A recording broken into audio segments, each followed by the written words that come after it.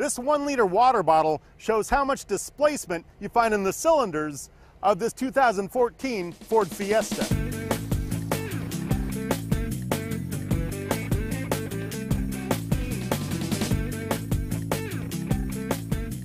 This is the 2014 Ford Fiesta. You can see this big mouth grille, which is sort of a signature item on Ford passenger cars at this stage in the game. This is Ford's economy car, the smallest car in their lineup, and it comes with the EcoBoost option.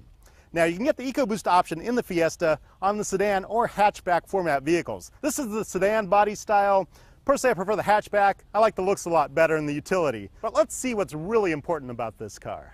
Now, under the hood here is what makes this car special. This is Ford's little 1 liter EcoBoost engine.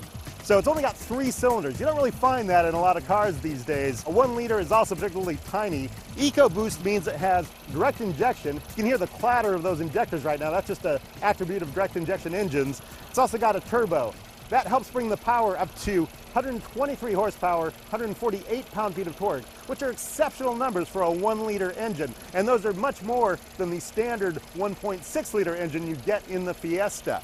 Fuel economy is also up at 32 miles per gallon city, 45 miles per gallon highway, so that should give you about an average of 40 miles per gallon.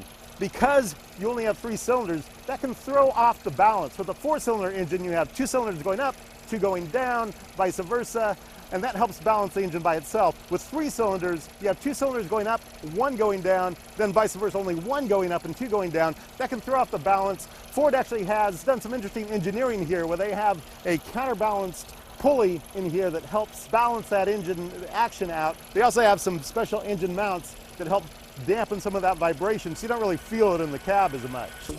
Now in the cabin here is standard Ford Fiesta, economy car stuff. And in the head unit here, we can see we have really the base head unit for the Fiesta. And even though My Ford Touch is available in the Fiesta, it's not available with the EcoBoost engine. I'm not really sure why the head unit is dependent on the engine, but in some ways I actually like this base head unit better. What I'm not crazy about are these buttons here. Sometimes it's a little hard to figure out what's going on. So I've got my iPhone plugged into the USB port down here on the console. Now this has the sync system, which is really convenient. So if I want to request music, I can just push the talk button. USB, please say a command. Play artist Led Zeppelin. Playing artist Led Zeppelin.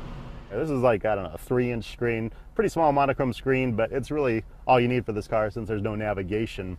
One thing I really can't do very well is navigate my iPhone's music library with this interface here. I also have Sync App Link. So for example, right now I've got Amazon Cloud Player, so I can just hit this talk button. USB, please say a command. Mobile apps.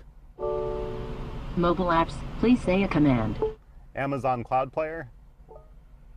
Now it's looking for that app. I've actually got it running on my phone. With the iPhone, you actually have to have the app currently running on the phone, so you sort of have to preset it for that. That's why this really works better with an Android device, because with an Android device, you just have to have the app somewhere on the phone. It doesn't have to be running, and that'll work over Bluetooth too. With the iPhone, you have to be plugged in with the cable. So iPhone not as convenient, Android more convenient. Now, one thing about the EcoBoost engine is you can only get it with the manual transmission.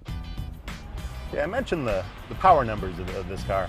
Certainly more than enough for a car like this, but it's a little bit different. I mean, this kind of shows the difference when you have a very low displacement like this car, that power comes on at higher engine revs, so it becomes a little bit tricky to drive. I'm going up a hill right now, and this is where I can have a little bit of difficulty. If I stop right here on the hill, nice thing about this car, it's got hill hold, so I can just take my foot off the brake and it won't roll back. But then I try to start, and I gotta get those revs up. It's starting to lug, and then it gets those revs up, and then it gets the power. But stuff does happen when I turn the wheel. There's a satisfying amount of heft to it. It's well tuned. That and the handling together really make this car suitable for its purpose as your basic economical transportation with the 1 liter engine. Now, base price for an SE is $15,580. Add $995 for the EcoBoost option, and you end up with a total of $16,650 for this car. Now, there is really no CNET style because you can't get My Ford Touch or any of the upgraded electronics in the car, you have to go with the base head unit. So that is basically CNET style for the Ford Fiesta EcoBoost.